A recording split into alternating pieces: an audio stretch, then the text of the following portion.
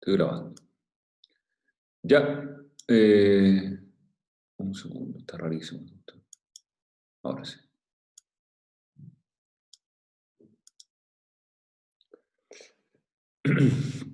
Vamos a hablar del informe de peritos. Ya con esto estamos completando casi todos los medios de prueba. Ya, este será el quinto medio de prueba que vamos a analizar. Nos quedaría solamente la prueba de presunciones para la próxima clase. Son pruebas más cortas, están tratados más cortos en el código, sobre todo el de la inspección personal. El informe de perito trata con un poquito más de atención. El nombramiento de perito es muy importante porque nos sirve como para nombramiento de cualquier persona que va a intervenir en un proceso, además, no solamente para peritos, digamos. Así que los nombramientos se rigen por el tema de nombramientos de informe de peritos. Así que eso tiene una importancia específica. Bien, partamos entonces con el informe. Es aquel medio de prueba que consiste en la opinión. La palabra opinión no está puesta porque sí, voy a volver sobre ella. Es aquel medio de prueba que consiste en la opinión, emitida en el proceso por un tercero extraño al mismo que posee conocimientos especiales de alguna ciencia, técnica o arte, acerca de un hecho sustancial pertinente o controvertido, o sobre alguna circunstancia que requiera su pronunciamiento para la solución del asunto. Entonces, lo que omite el perito no es otra cosa que una opinión, es lo que él opina al respecto. Le están preguntando y él responde. Pero requiere ser, uno, un tercero ajeno al proceso, y dos, tiene que ser conocedor, un especialista en una ciencia, técnica o arte. Ya explicaré un segundo más adelante qué significa eso. ¿Por qué la palabra clave es opinión? Porque yo tuve un caso que me desagradó en exceso, en que realmente no me fue mal en el caso, pero se desechó el informe de peritos porque consistía en la opinión de un médico. Y uno dice, perdón, pero que el informe de perito es la opinión. En eso es un informe. Entonces, como que si el juez me dijera, desecho el informe de perito porque es un informe de peritos. Eso no es causal para desechar un informe. Tiene que fundamentar su decisión de no tomarlo en consideración, pero no en el hecho que sea una opinión. Porque justamente eso es el informe de perito. Es el pronunciamiento de una opinión. Hay jueces que no entienden nada. Realmente. No entienden lo que están diciendo. O lo vieron hace tanto tiempo y se lo olvidó, no lo sé. Pero bueno. El perito debe tratarse de una persona, es un tercero, ¿verdad? Ajeno al juicio, pero debe ser una persona hábil. Hábil en el sentido que tenga capacidad de ejercicio. Y además de ser una persona hábil, debe tener conocimientos especiales de alguna ciencia, técnica o arte. Con esto quiero decir de que no solamente debe ser un experto en una profesión, un médico, un arquitecto, puede ser perfectamente un experto en una profesión técnica, industrial, manual, no sé. O puede ser en alguna arte, en el sentido amplio de la palabra. Eh, el saber del arte no es del pintor, sino es del conocimiento. El arte como un experto en un conocimiento determinado. Tuve un caso, uno de los primeros casos que tuve, en donde había negligencia en el manejo de acupuntura. ¿Sí? Estoy hablando 20 años atrás, fácilmente. En primeros casos. Y el punto es que se necesitaba una persona que fuera un experto en acupuntura. Acupuntura no es una ciencia, no en Chile al menos. Tú en Estados Unidos tú puedes estudiar medicina y perfeccionarte en acupuntura, pero aquí en Chile no se reconoce. No es un arte. Me costó harto convencer al juez que era una técnica, a lo menos una técnica o un conocimiento. Y que no podía yo exhibirle, como veremos más adelante con los requisitos, un certificado de una universidad chilena que diga, sí, este señor es experto en acupuntura. Porque no existe así. Lo que le puedo traer son certificaciones donde esta persona estudió acupuntura en Estados Unidos. Y lo traducimos, no hay problema. Pero necesito que la persona que entienda de esto sea la que determine si la práctica que produjo los daños a la persona por la mala aplicación efectivamente corresponden o no. a una mala praxis de la acupuntura. En un caso bien especial que me tocó ver cuando partía. Características del perito o del peritaje. Es una prueba mediata. Significa de que no hay un contacto directo entre la prueba y el juez, sino a través de un perito, más que del perito, del informe pericial que emite el perito. A través de ese informe se entera o toma conocimiento el juez. Es una prueba circunstancial, regla general, se produce el peritaje durante el curso del juicio. Excepcionalmente puede pedirse con una medida prejudicial probatoria, como ya lo estudiamos, pero la regla general, la práctica es que es circunstancial. Lo más complejo de la prueba pericial es que no tiene valor probatorio. Cero. Porque el juez va a apreciar la prueba pericial según sana crítica. Eso significa máximas de experiencia y la lógica. Y por tanto, si no le convenció el peritaje y da las razones por las cuales no está convencido, no está obligado a darle ningún tipo de valor. O sea, no está revestido de valor inicial. Y la regla general es que es admitible cuando yo, para probar un hecho sustancial pretendente controvertido, necesito la opinión de una persona que sea experta en esa materia, la que sea.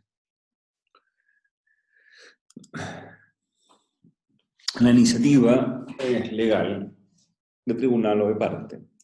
Legal en aquellos casos en que la ley exige que en ese procedimiento debe escucharse a un perito. Esto está en los artículos 409 y 410. ¿Por qué?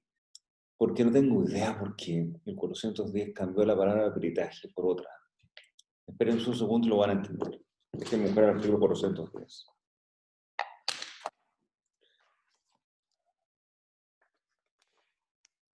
Artículo 410. Cuando la ley ordene que se resuelva un asunto en juicio práctico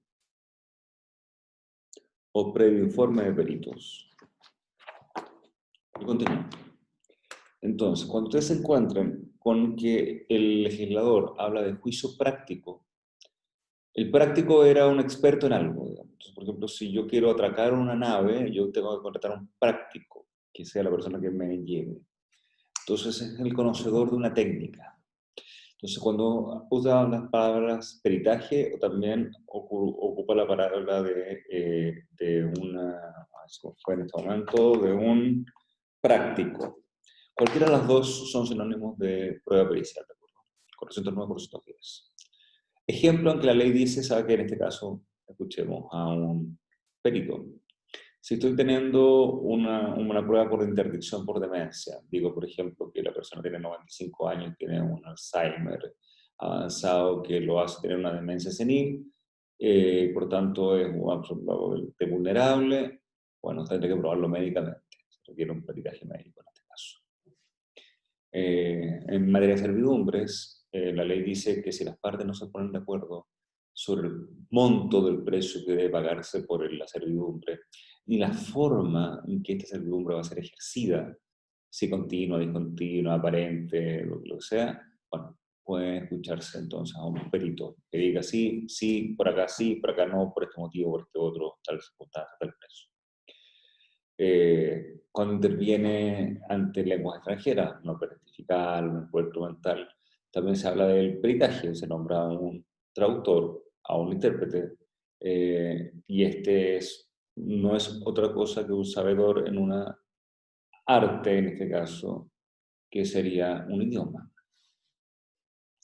etc. En esos casos se requiere entonces la intervención de un perito. Puede ser de iniciativa del tribunal, ya sea porque estamos en los casos anteriores que la ley me exige que nombre un perito y tengo que nombrarlo, o cuando yo le requiero para poder obtener certeza para poder adjudicar como juez a uno u otro, el tener que escuchar a un perito. Ejemplo fácil de entender de un peritaje ordenado por tribunal, por ejemplo, sería que durante el curso del juicio la parte demandante pidió un peritaje y el perito resolvió que era blanco.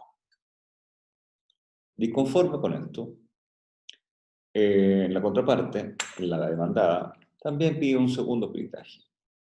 Se realiza el segundo peritaje y el peritaje dice negro. Y estamos en este momento en la etapa de sentencia, y el juez mira ambos peritajes y dice, no llego a puerto ni con uno ni con otro. Así que, salomónicamente, decide él, en iniciativa propia, pedir un tercer peritaje. O sea, no hay ningún problema de que el tribunal lo pueda pedir.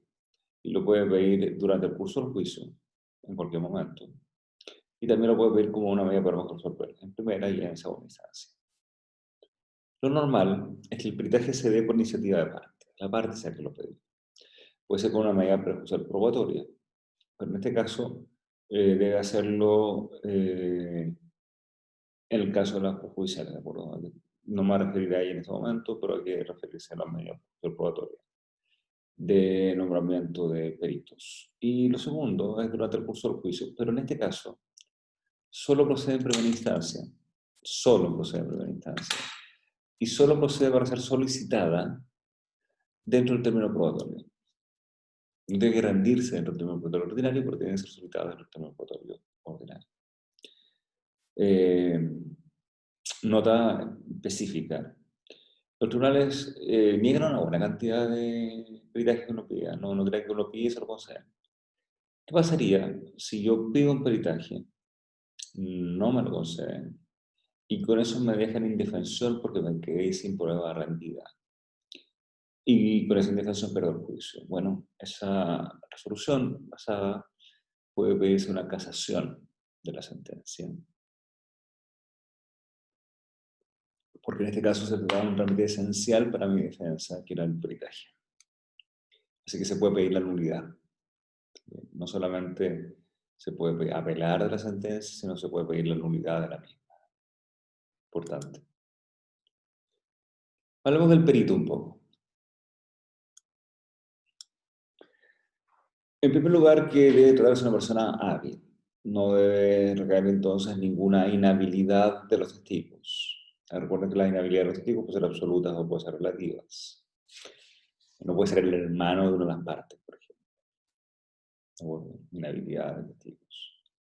Debe tener título suficiente emitido por alguna autoridad competente, salvo que la ciencia, el arte lo requiera, esté reglamentado por la ley y no hay en el territorio jurisdiccional a lo menos 2 personas tituladas que puedan desempeñar el cargo. Lo voy a leer de nuevo, pero con más espacio, porque tiene un par de comentarios de fondo en esta norma sacada expresamente de la ley. El perito, en un principio, debe tener título suficiente emitido por una autoridad competente. No podría decir eso un título universitario o un título técnico.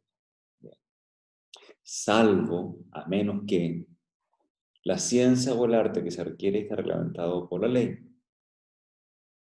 y no haya en el territorio jurisdiccional a lo menos 2 personas tituladas que puedan desempeñar el cargo.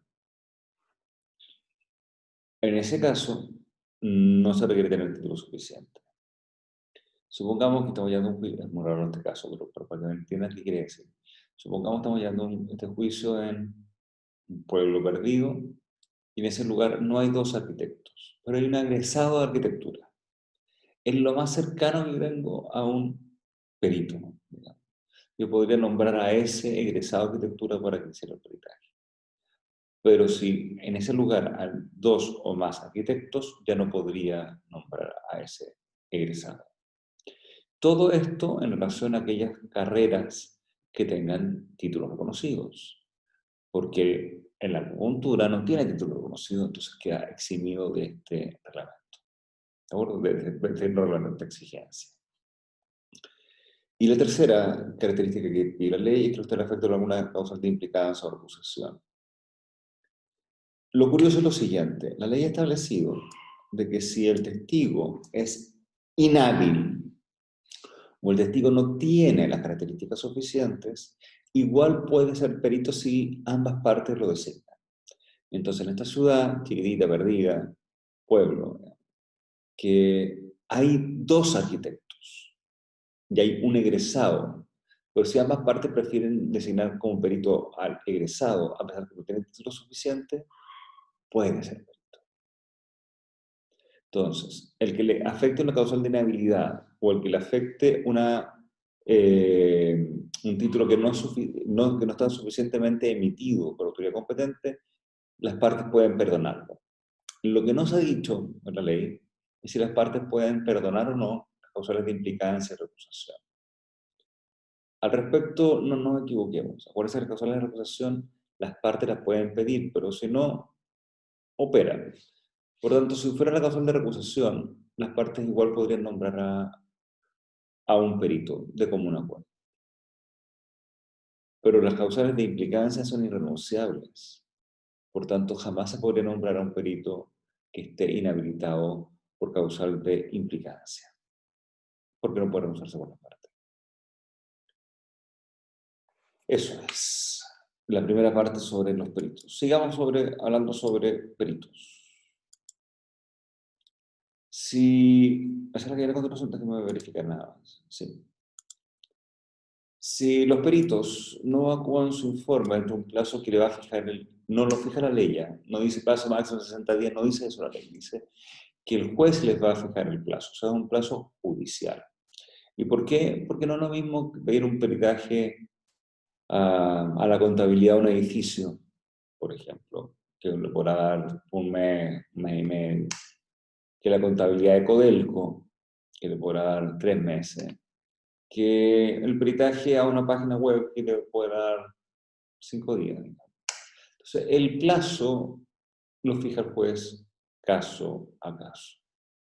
Si el perito no evacúa su informe dentro del plazo que prudencialmente le fijó el juez, puede ser premiado con multas, puede seguir el juicio, prescindir del informe pericial, o si cree que es necesario un informe, nombrar a un nuevo perito que lo haga en tiempo y en forma.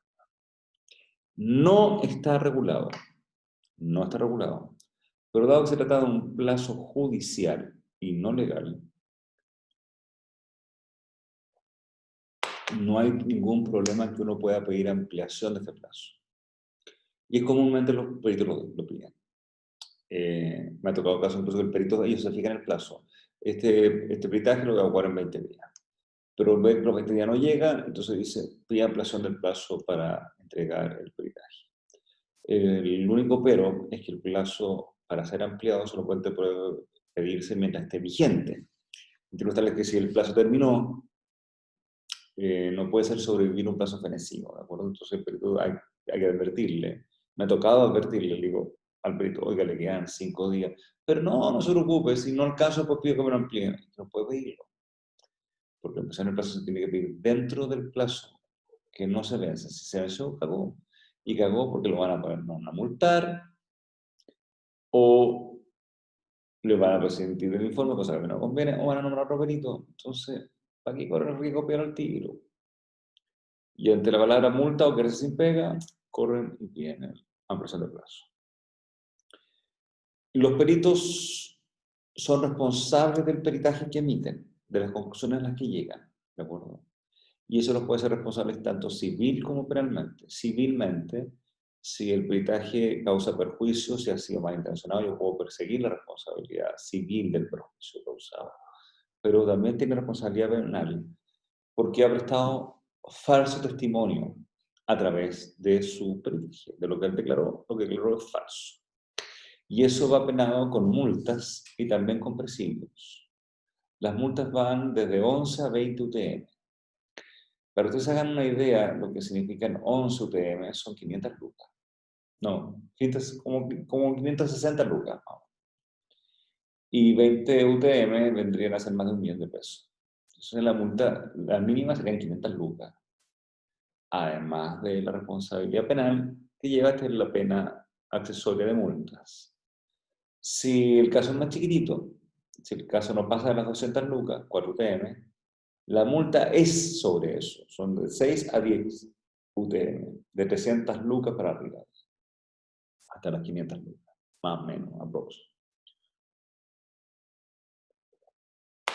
Así que él no les... Bueno, aparte no van a nombrar nunca más perito, digamos, que eso les va a doler más incluso que el pago de la multa. ¿Cómo funciona la designación de perito? Esto creo que incluso me lo habían preguntado en la clase anterior. Lo primero que va a ocurrir es que no importa si es a petición de parte o es nombrado porque el tribunal quiere de oficio realizar un peritaje, da lo mismo cuál sea el origen, En ambos casos debe citar a las partes a una audiencia de designación de peritos. Y para eso va a decir que vengan las partes dentro del quinto día a las 3 de la tarde, a las 5 de la tarde, a las 10 de la mañana. Ahora, esta resolución, si yo creo que están designando peritos y no deben hacerlo, puedo apelarlo. Pero en este caso es una norma súper rara. Ni me dicen ni sí ni no, sino se van a pronunciar sobre esa apelación después de designar el perito. Lo que busca con esto el legislador es que no se entorpezca la asignación del perito por ningún aspecto. Esta resolución se debe notificar por cédula, porque sí requiere la presencia de las partes a la audiencia de designación de peritos. Si no es la primera designación, o sea, esta es la primera que se realiza, la primera notificación siempre debe ser personal, que es mejor que por cédula, como si fuera una medida prejudicial probatoria, por ejemplo. Esta audiencia es bastante más compleja que designación de si es Pedro, Juan o Diego. En primer lugar, se tendrá que establecer si cuántos peritos van a ser. La regla general es que uno siempre pida uno, pero en casos muy grandes uno puede pedir 3, por ejemplo, 5. Lo ideal es siempre ser número impar para poder llegar a acuerdo. Pero uno en la práctica, con uno ya quedó desangrado, así que uno es suficiente. Luego, en esta audiencia tendremos que ver el o los nombres de los peritos que vamos a asignar, a ver si llegamos a acuerdo que sea Juan Pérez o no. ¿Qué calidad va a tener? ¿Va a ser un perito contable? ¿Va a ser un perito agrimensor? ¿Va a ser un perito tributario? ¿Qué le vamos a pedir como requisito a este perito? Que tenga por lo menos 5 años de ejercer la profesión, que tenga a lo menos 3 años de designación de peritos por la Corte de Apelaciones respectiva, etc. Y un punto que se olvida, pero que es tanto o más importante que el perito, sobre qué se debe pronunciar el peritaje. Yo he tenido causas en que tuve una causa que tenía razón la contraparte, pero me dolió, que el perito me encontró la razón en un aspecto, en un juicio, pero no se le había preguntado sobre el aspecto que me encontró la razón. Y la parte pidió que no se tomara como medio de prueba la parte en que el perito decía que yo tenía razón, porque no era la parte que había sido consultado para su peritaje. Y la verdad tenía razón la contraparte y no se le dio valor. Y ahí, claro, duele porque el perito te encontró la razón, pero como no se le preguntó sobre eso, sino sobre otra cosa, solo va a tener que hacer prueba el peritaje sobre aquello al cual se le ha pedido el pronunciamiento. Por lo tanto, establecer sobre qué tiene que pronunciarse es importante. Eh, Pueden ocurrir dos cosas. Uno, que si ocurren todas las partes y se ponen de acuerdo en quién va a ser el perito, ese sea designado. Punto. Pueden designar a quien quieran. Ya vimos los límites que tenían que ver, que sea el testigo un perito hábil, etc. Pero al que quieran. Bien. Pero si no se ponen de acuerdo o basta con que una de las partes no comparezca, se entiende que no hay acuerdo, entonces tendrá que nombrarlo el juez. El juez va a asignar el perito. Pero en este caso tiene un límite. No puede designar a ninguna de las dos primeras partes que haya propuesto cada uno. Entonces yo propuse que fuera Juan, el otro propuso que fuera Pedro. Después yo propuse, bueno, si no Juan ni Pedro, Diego. Y el otro dice Juan Alfonso. Bueno, no puede nombrar a ninguno de los cuatro el juez. Hasta ahí llegamos, pues si no nombramos de la lista de peritos y todos decimos que no habría peritaje. Entonces, no, el límite es que ninguno de los dos primeros pueden ser nombrados peritos.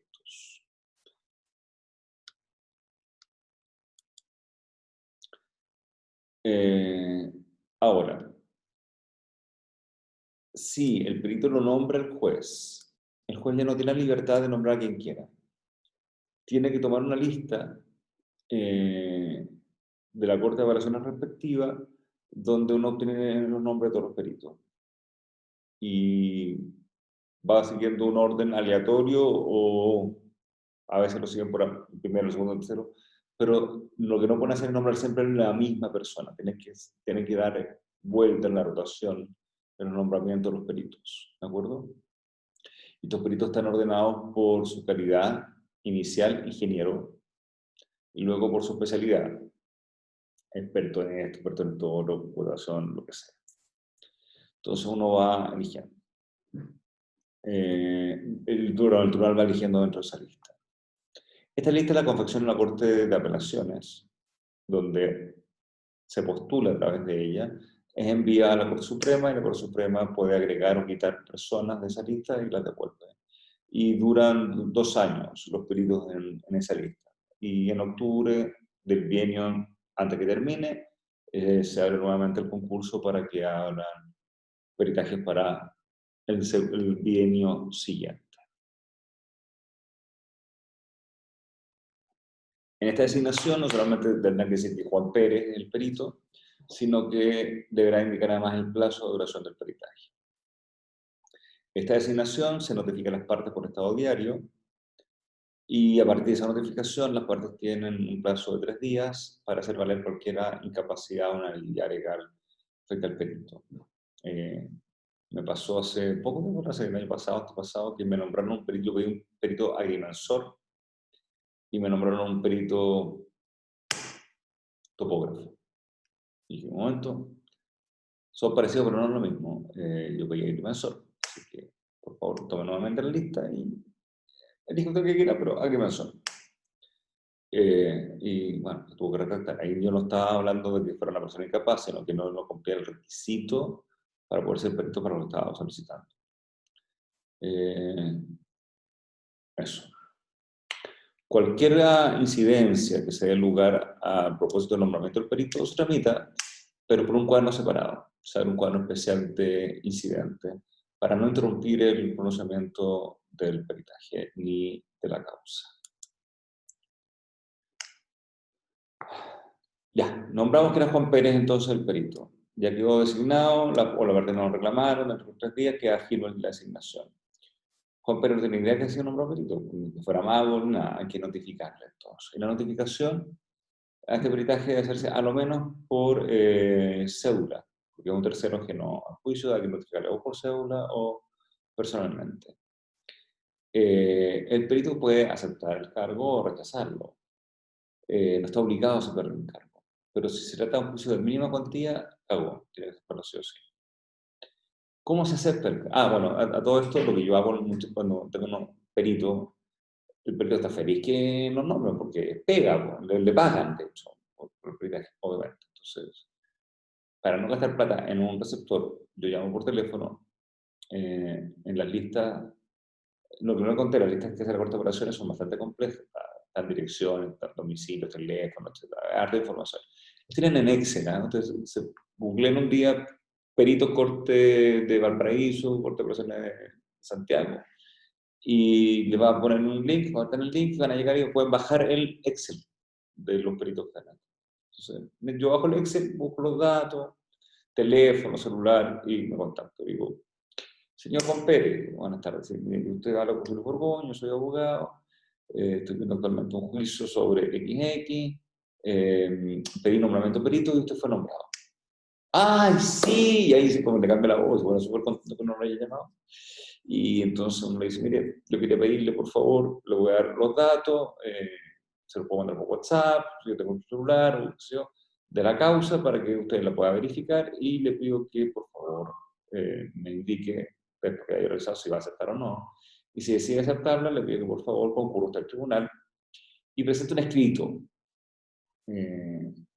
O sea, lo hacen ahora por sistema, presenta un escrito en el cual usted acepta el cargo y aproveche y jure el tiro. Preste juramento y juro que voy a desempeñar fielmente el peritaje. Si el perito acepta, pero no jura o no le toman juramento, el peritaje no tiene ningún valor. ¿Cómo ocurriría con una prueba testifical? Muy similar. En la tramitación, el perito lo que más le importa son sus honorarios, digamos, o no le importa el resultado, porque uno también empieza a conversar, bueno, ¿cuánto saldría?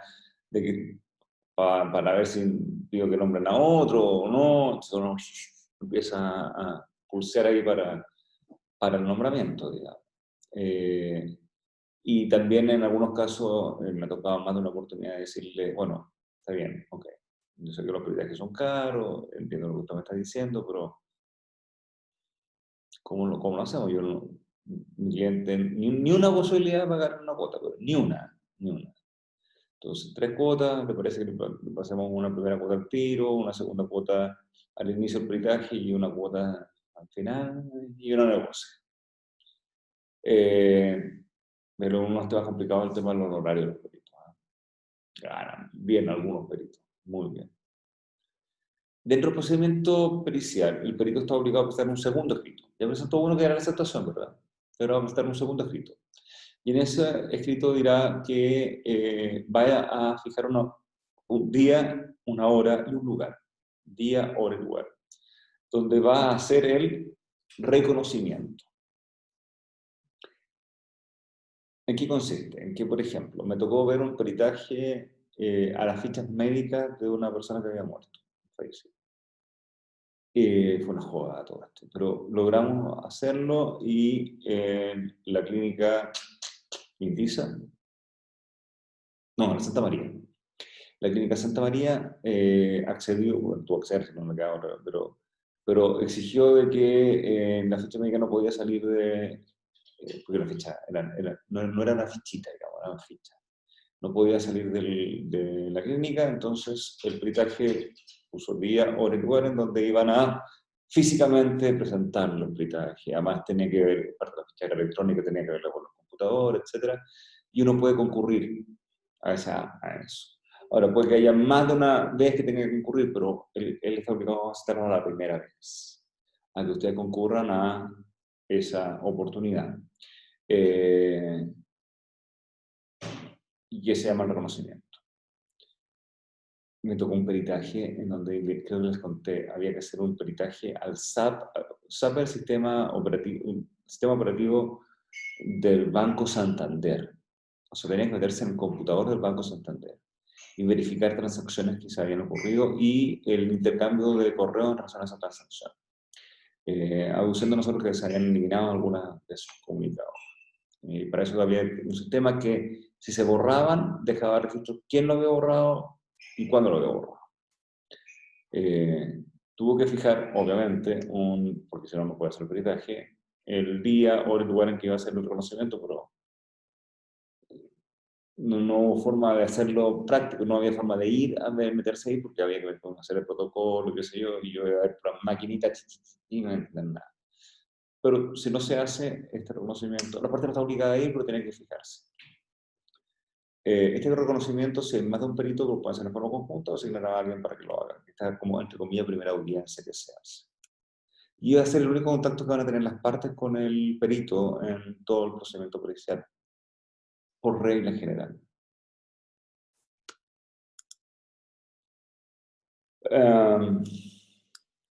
En ese mismo acto en que se interviene, uno puede pedir que el acta que se levante de reconocimiento se dejen algunas constancias. Constancia de que son 3 las carpetas que se entregaron para el peritaje médico, y además habían ciertos archivos que uno puede dejar constancia de esas cosas. Las constancias que uno deje no tienen más valor que mi opinión, digamos, porque lo que vale es la opinión del perito. Lo único que la ley expresamente señala que puede estar, lo único momento que puede estar presente en el acta de reconocimiento, en el reconocimiento documental, pero no puede estar presente en ninguna parte más de peritaje. Por lo tanto, si los peritos van a sacar sus conclusiones, van a haber discusiones, yo tengo que darme media vuelta y no puede estar presente.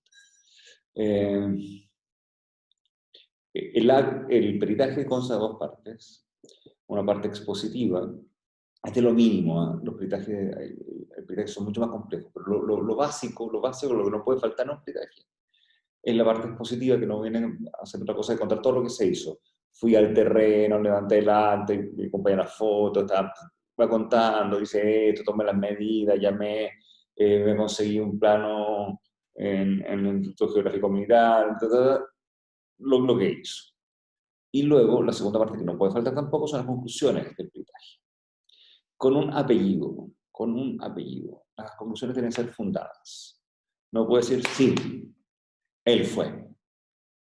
No, tiene que decir, sí, él fue porque Sí, está demente porque Sí, el terreno fue efectivamente, acreció. Un peritaje súper detenido de crecimiento. Efectivamente el terreno acreció, etc. me acuerdo de eso.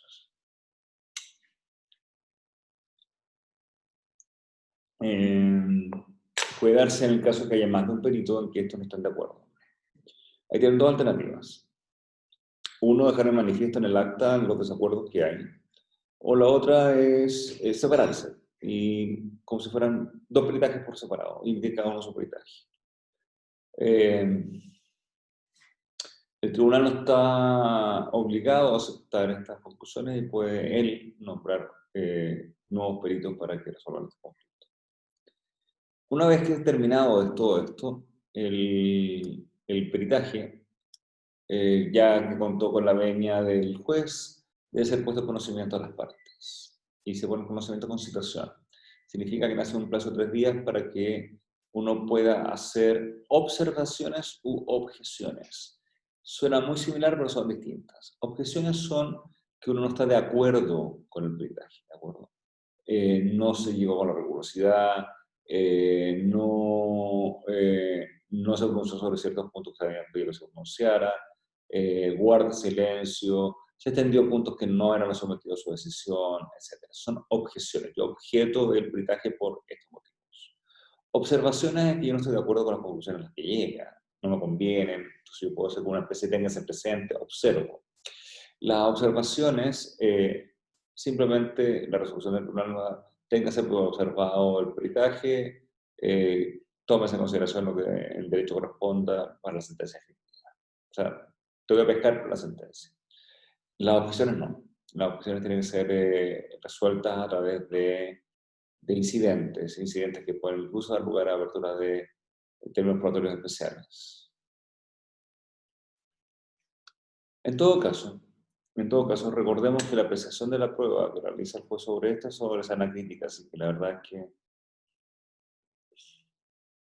no es mucho lo que uno pueda hacer para que el peritaje llegue realmente a ser deliberante. Va a depender de los jueces que efectivamente se basan en los peritos y jueces que no. En cuanto a los gastos y honorarios de los jueces árbitros, perdón, de los peritos, a los peritos hay que pagarle, ¿verdad? Entonces, hay que pagarle no solamente los honorarios, sino también los gastos que se involucran. Y quien los paga, quien ha pedido el peritaje.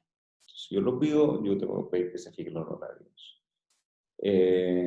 A menos que lo solicite el tribunal, en cuyo caso ambas partes tendrán que recurrir al pago del perito. Entonces vamos a tasar el departamento y vamos a nombrar un perito tasador para que determine el valor del justiprecio para antes que salga el remate.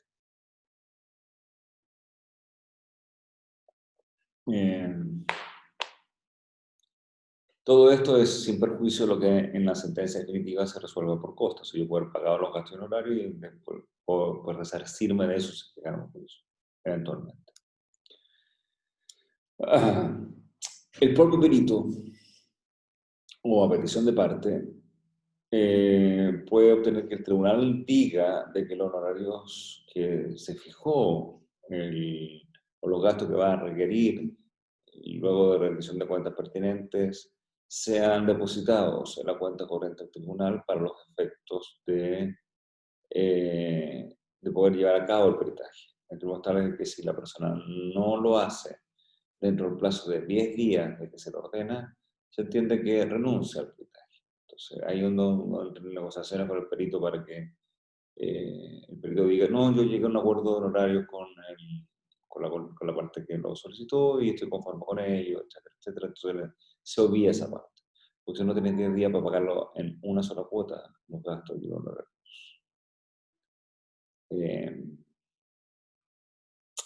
Con todo, no es 10 días que se dicte la resolución, porque la resolución surte efecto que se notifica, y lo que dice la norma es que se notifica por cédula, crea una obligación. Entonces, claro, uno puede manejar un poco más los plazos.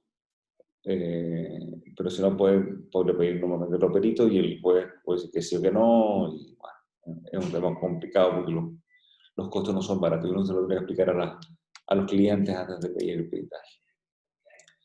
El valor probatorio es lo que yo les decía, lo más complejo que tiene el peritaje, porque su valor es cero, depende de la sana crítica. Sana crítica significa que depende de un aspecto variable, son las máximas experiencias. Mi experiencia hoy no es la misma que tenía hace 10 años, la experiencia mía no es la misma que la experiencia tuya, pero mi experiencia. Y yo fallo de acuerdo a mi experiencia, buena, mala, bonita, fea, mucha o poca.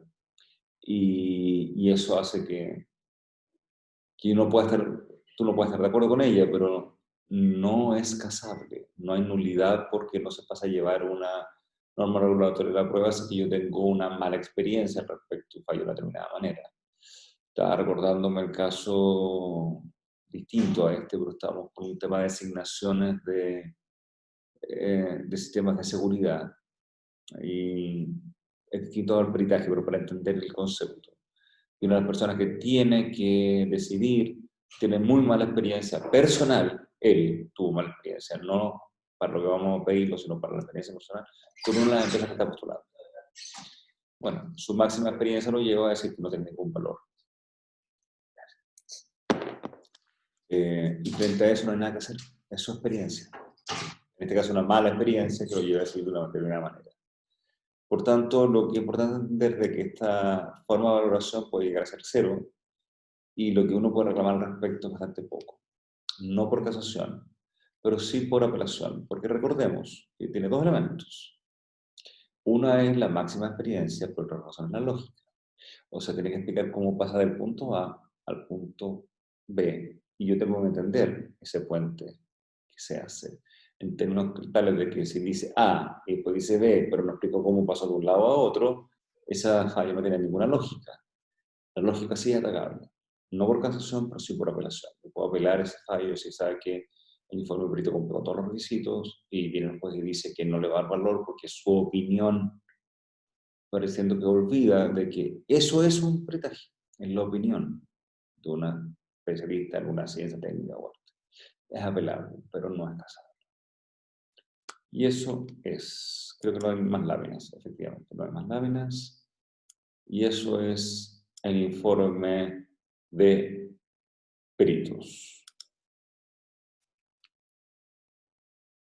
¿Preguntas al respecto del informe pericial?